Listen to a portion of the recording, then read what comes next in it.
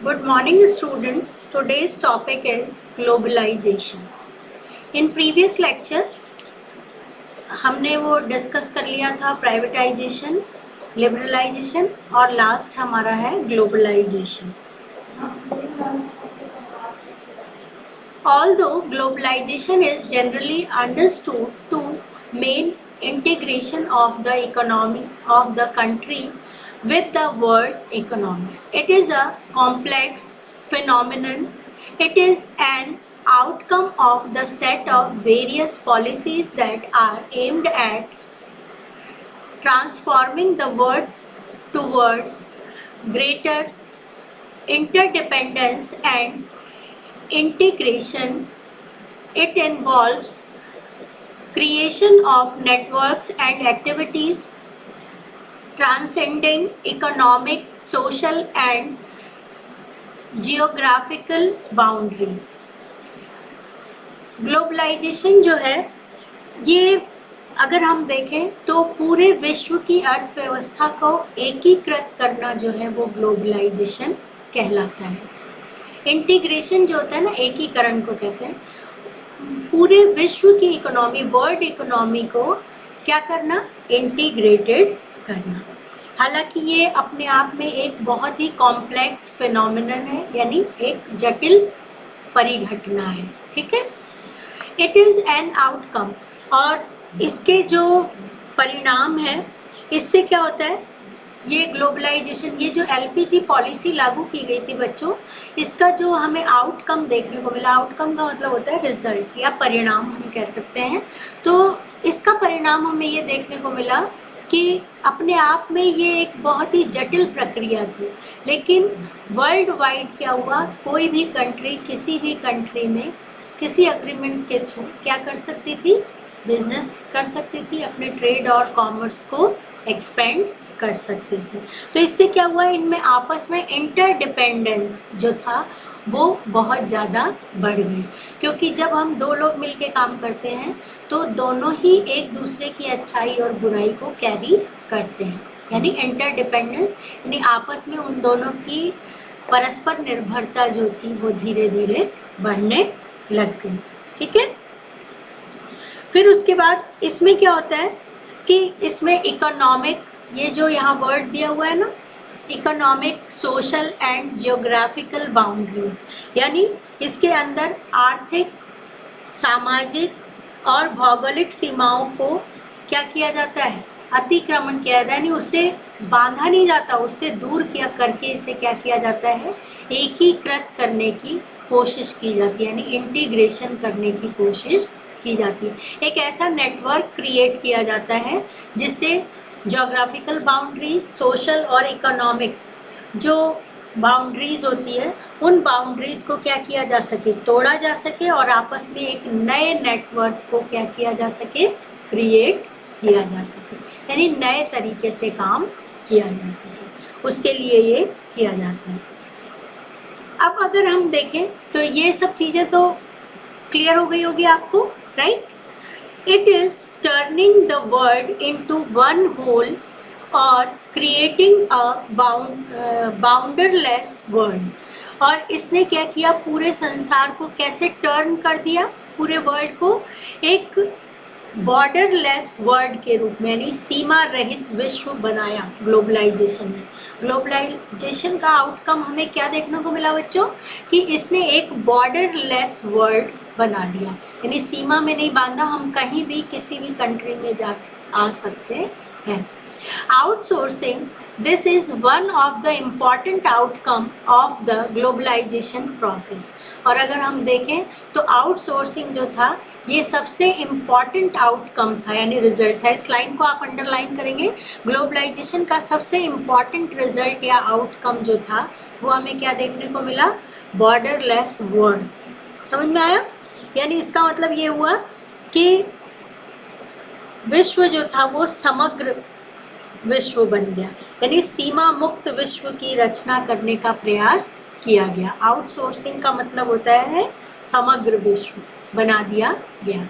In outsourcing a company hires regular service from external sources, mostly from other countries, which was previously provided internally or from within the country, like legal advice, computer service, advertisement, security, each provided by respective departments of the company.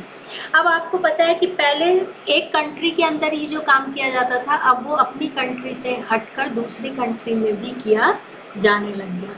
तो इस तरीके से हम देखते हैं कि अगर हम देखें, आउटसोर्सिंग का मतलब होता है बाहर की तरफ मूव करना, बाह्य प्राणन कहते हैं इसको, यानी एक जगह से दूसरी जगह की तरफ जाने की आज़ादी मिलना। अब इसमें क्या था कि जो ग्लोबलाइजेशन था बच्चों, इसके अंदर कोई भी कंपनी या कोई भी इंस्टीट्यूशन जो थी वो अपनी इंटरनल सोर्सेस से नहीं बल्कि आउट सोर्सेस से भी चीज़ों को यूज़ कर सकती थी। ठीक है, यानी पहले क्या होता था, ऑलमोस्ट चीज़ें जो थी, जैसे कोई कंपनी अपनी कंट्री के अंदर ही गिव करती थी, लेकिन अब वो दूसरी कंट्री को भी दे सकती थी। और इसमें एग्जांपल दे रखा है, जैसे लाइक लीगल एडवाइस, कोई कानूनी सलाह हम सिर्फ अपनी कंट्री में दे सकते थे, लेकिन अभी हम दूसरी कंट्री को भी दे सकते हैं। फिर कंप्यूटर सर्विस, एडवर्टाइजमेंट, सिक्योरिटी, ये सब एग्जाम्पल दे रखे हैं। ये हम दूसरी जगह पर भी इन सेवाओं को दे सकते हैं। As a form of economic activity, outsourcing has intensified in recent time because of the growth of fast modes of communication, particularly the growth of information technology, जिसे हम IT के नाम से जानते हैं। अब बच्चों हम देखते हैं कि जो हमारे इंफॉर्मेशन टेक्नोलॉजी वगैरह हैं, इनमें हमें क्या है, ये जो IT सेक्टर है इसने इकोनॉमिक एक्टिविटी को एक अलग ही रूप दिया है। ठीक है, और इसके कारण कम्युनिकेशन और IT सेक्टर के कारण हम देखते हैं कि हमारी इकोनॉमी बहुत तेज़ी से ग्रो कर रही है। Many of the services such as voice based business processes, यानी कुछ सर्विस ऐसे हैं जिन्हें हम क्या कहते हैं, वॉइस बेस्ड बिजनेस प्रोसेस कहते हैं, और जिन्हें पॉपुलरली नोन एज BPO के नाम से जाना जाता है। और अब आप ये सोचेंगे कि ये BPO क्या होता है। BPO का मतलब होता है, BPO को हिंदी में क्या कहेंगे, हिंदी में अगर हम देखें तो इसके लिए appropriate word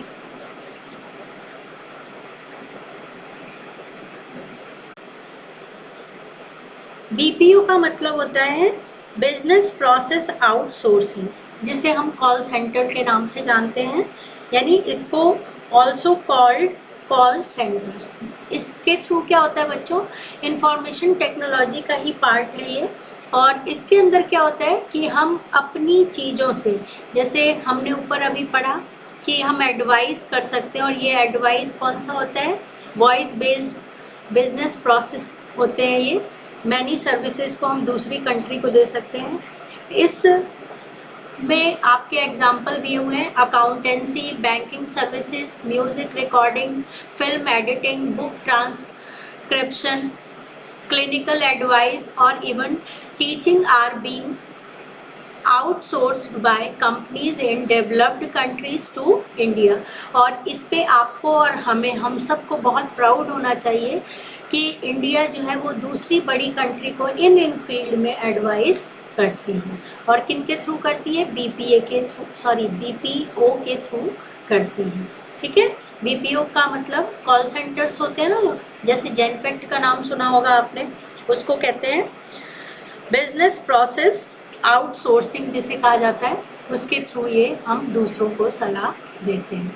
with the help of modern telecommunication link including the internet, the text, voice and visual data in respect of these services is digitalized and transmitted in real time over continents and national boundaries. Most multinational corporations and even small companies are outsourcing their services to India, where they can be availed at a cheaper cost with reasonable degree of skill and accuracy. अब आपको मालूम है बच्चों कि India जो है वो information technology के फील्ड में काफ़ी आगे, विदेशों में अपनी सेवाएं देता है ये, और अदर कॉन्टिनेंट्स के अंदर भी हम अपनी सर्विसेज को प्रोवाइड करते हैं। क्यों? क्योंकि हमारे यहाँ जो लेबर है वो चीप कॉस्ट पे, रीजनेबल प्राइस पे मिल जाती है, और इनकी स्किल की जो डिग्री है वो भी बहुत एक्यूरेट मानी गई है। The low wage rates and availability of skilled man power in India have made it a destination for global. इसको आप अंडरलाइन कर लेना कि ग्लोबल डेस्टिनेशन हम किस कारण बने हैं। उसका रीज़न ये है कि हमारे यहाँ स्किल्ड मैन पावर है, यानी लोग बड़े ही कार्यकुशल हैं और कम रेट पर यहाँ पे अवेलेबल हो जाते हैं। In the post reform period the world trade organisation, जिसे हम WTO कहते हैं, मैंने आपको कहा था एक पेज पे आप एब्रीवेशंस लिखेंगे, उसमें आप इसको भी इंक्लूड कर लेंगे। WTO की फुल फॉर्म होती है W for world, T for trade और O फॉर ऑर्गेनाइजेशन।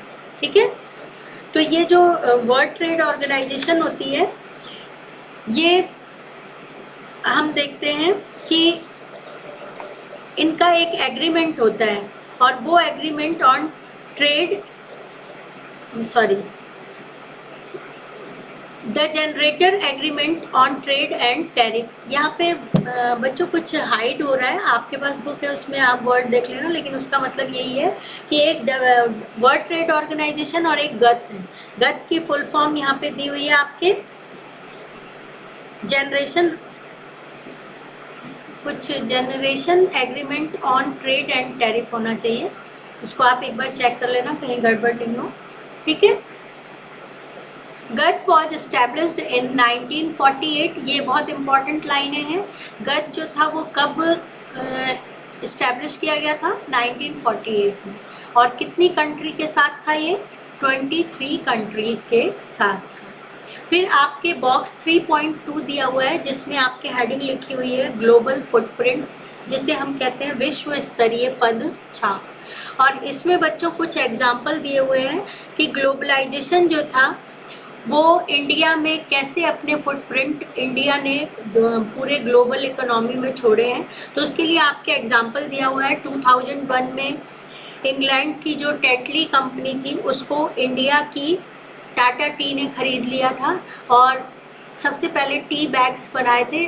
जो बच्चे ट्रेन में ट्रैवल कर रखे हैं या प्लेटफॉर्म वगैरह पे भी देखते हैं हम, प्लेन वगैरह में भी टेटली टी के टी बैग्स आया करते थे।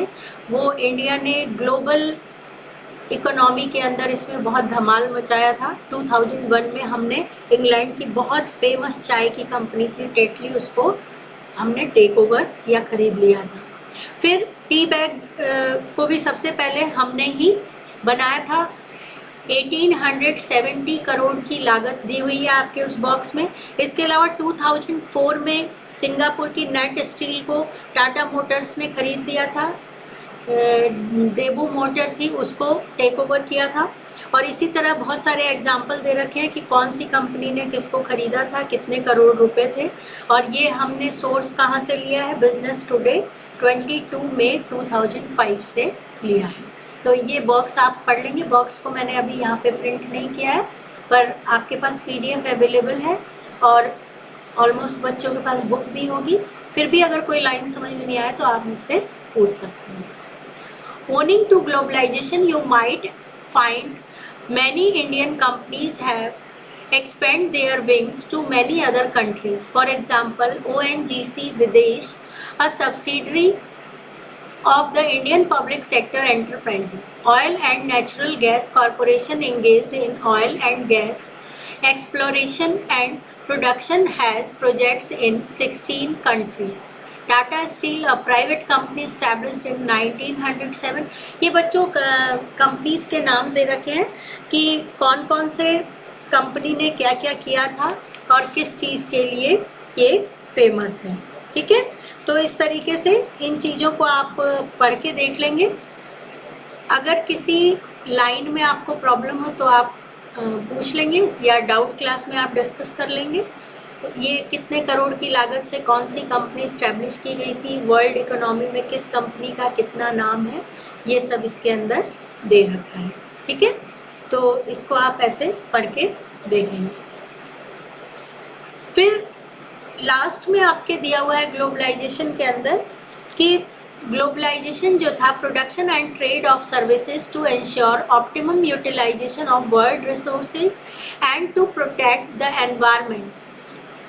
ये जो ग्लोबलाइजेशन था, इसका मेन एम क्या था कि वर्ल्ड के अंदर जितने भी रिसोर्सेज हैं उसका हम ऑप्टिमम, अधिकतम यूटिलाइजेशन का मतलब होता है उपयोग कर सकें, और प्रोटेक्ट द एनवायरनमेंट, हम अपने एनवायरनमेंट को सेव भी कर सकें। The WTO agreement covered trade in goods as well as services to facilitate international trade, bilateral and multilateral, through removal of tariff as well as non-tariff barriers and providing greater market access to all member country।